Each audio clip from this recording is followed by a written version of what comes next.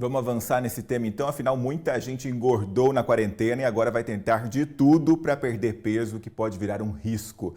Então vamos falar ao vivo com a nutricionista Roberta Tauana. Obrigado por ter aceito o nosso convite. Obrigada a você pelo convite. Vamos voltar um pouco, Roberta, de maneira muito simples, o que é o CLA? Tá, o CLA é um ácido linoleico conjugado. Ele é naturalmente produzido no trato gastrointestinal de ruminantes. Então, a gente consegue achar ele em alimentos como carne, lácteos. E aí, são atribuídos a ele 3 mecanismos de ação. Ele pode ter uma redução de uma enzima que chama lipoproteína lipase, que implicaria no menor acúmulo de gordura no tecido adiposo.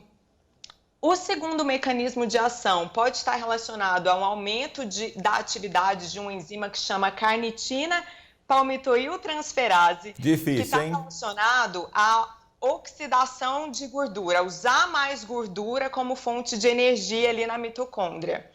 E um terceiro mecanismo de ação está relacionado à redução de apetite e aumento de saciedade. Teoricamente, são essas as atribuições dadas a ele. Maravilha, é ótimo você falar assim, porque a gente já fica especialista no assunto para não ser enganado também. Diante disso tudo, Roberta, ele cumpre tudo que estão prometendo por ele ou é exagero?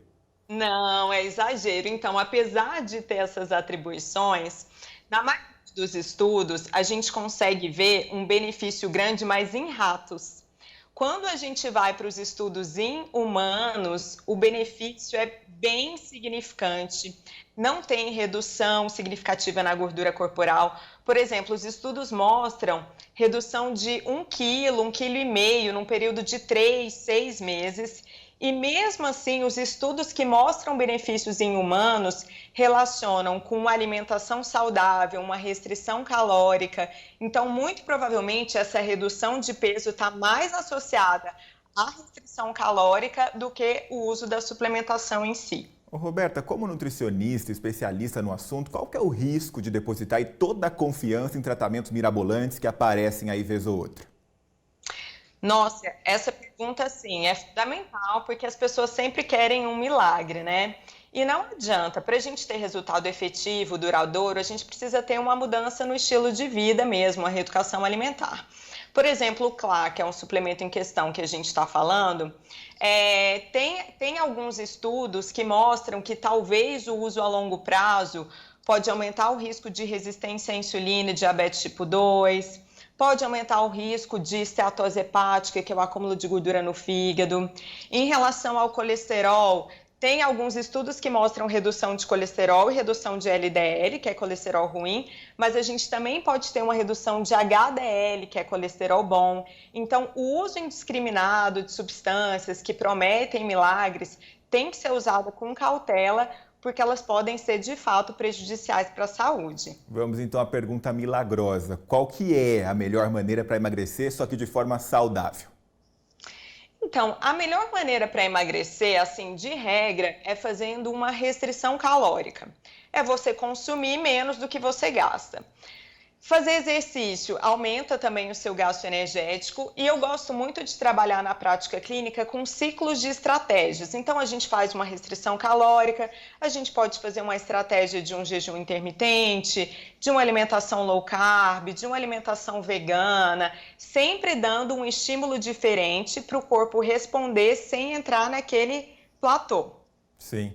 Para a gente encerrar de fato, tem uma briga que eu adoro estimular aqui, porque todo mundo sai ganhando. De 0 a 10, Roberta, quanto você diria que é a responsabilidade da alimentação no emagrecimento? E de 0 a 10 também, quanto é responsável da atividade física, no caso? Nossa, essa briga é boa mesmo, porque é um combo, né, de resultados. Mas assim, eu diria que 70% alimentação, mais que o exercício também é fundamental para um estilo de vida saudável, para a gente aumentar a massa muscular. Se a gente aumenta a massa muscular, eu aumento o meu gasto energético basal, então para manter o peso depois é mais fácil. Tem uma melhora de definição. Então, se a gente consegue associar os dois, melhor, mas também não adianta só fazer exercício e não se alimentar bem. Se a pessoa faz exercício e come um monte de coisa, ela não vai emagrecer. Se ela faz uma restrição calórica e não faz exercício, ela consegue emagrecer. Por isso que eu puxo um pouquinho para a alimentação 70%. Tá aí, Roberta Tauana, nutricionista, falando ao vivo com a gente. Muito obrigado pela gentileza da sua entrevista e até uma próxima oportunidade. Obrigada a você, boa tarde. Isso aí, tem que prestar atenção nos dois, né? Faz atividade física, controla a alimentação, vai dar tudo certo.